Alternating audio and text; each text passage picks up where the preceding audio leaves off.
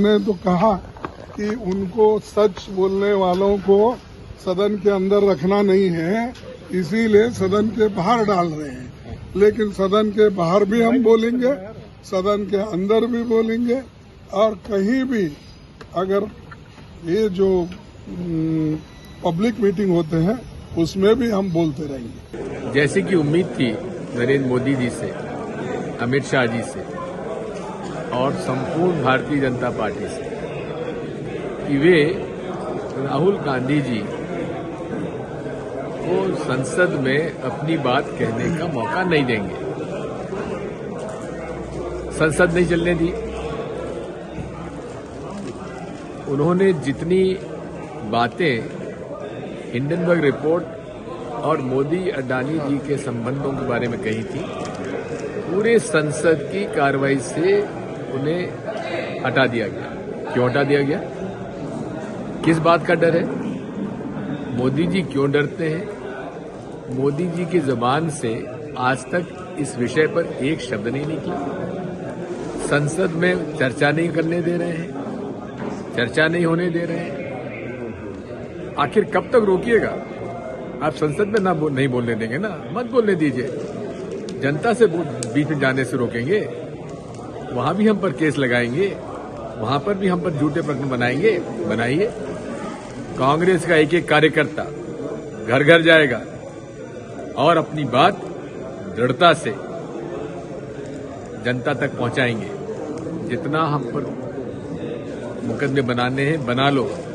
See, the country is witnessing the politics of vendetta being spearheaded by the Modi government against Rahul Gandhi. And today he has been disqualified.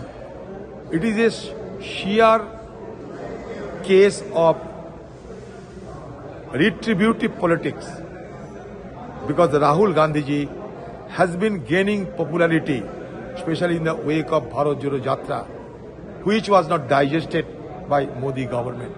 Modi government and BJP party, they are under the impression that Rahul Gandhi has to be throttled, has to be muzzled, because if Rahul Gandhi is allowed to speak inside the parliament, then that danger will come for them.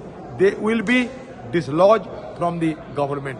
So this is a very cruel demonstration of a autocrat government.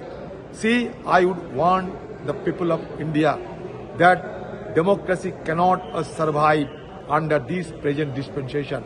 The reason being that to continue that democracy, you need democrats.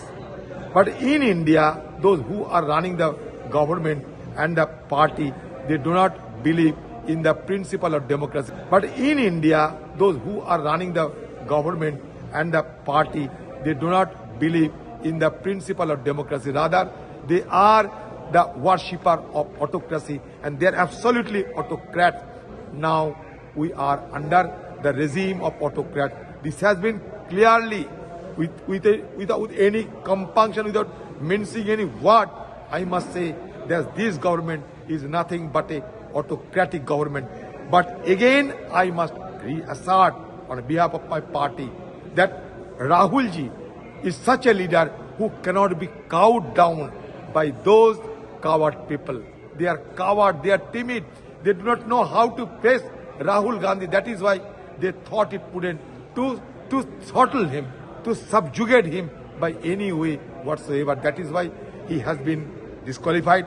In the near future, he will be facing more punishment from this government. But Rahul Gandhi ji is an intrepid political personality who believes in the politics of people, who believes in the politics of democracy, who believes in the politics of people's power. So Rahul Gandhi cannot be cowed down by this government. देखिए, ये शर्मनाक है, दुर्भाग्यपूर्ण है, और मैं समझता हूं संसदीय लोकतंत्र के इतिहास में इससे बड़ा काला धब्बा कुछ है। जिस तीव्रता से ये निर्णय लिया गया, जिसके पीछे आधारहीन तथ्य और तर्क रहे हैं, कल ही तेजस्वी जी ने, डिप्टी सीएम हमारे दल के, उन्होंने कहा था कि विपक्ष के दलों को अब ये सोच लेना है कि लड़ाई का तरीका क्या होना चाहिए। और आज देखिए, जो राहुल जी ने कैम्ब्रिज में कहा डेमोक्रेसी के पर संकट के बादल, आपने तस्दीक कर दी। आपके मनसा वाचा कर्मणा में डेमोक्रेसी के लिए कोई रिस्पेक्ट नहीं है। और मैं समझता हूं कि सभी दलों को अब यह तय करना होगा, नागरिक समाज के साथ मिल करके, लोगों के साथ मिल करके, कि इस तानाशाही मनोवृत्ति को जमींदोज करना होगा। अन्यथा हिंदुस्तान का जो 75वें वर्ष आजादी में जो नुकसान हो रहा है ना, उसकी भरपाई कतई संभव नहीं होगी। ये सिर्फ राहुल गांधी की लोकसभा सदस्यता रद्द नहीं हुई है, लोकतंत्र मृत घोषित हुआ है। आज official declaration of the death of democracy. हमसे जुड़े रहने के लिए हमारे YouTube चैनल को सब्सक्राइब करें और नई वीडियो की नोटिफिकेशन के लिए बेल आइकॉन को दबाएं।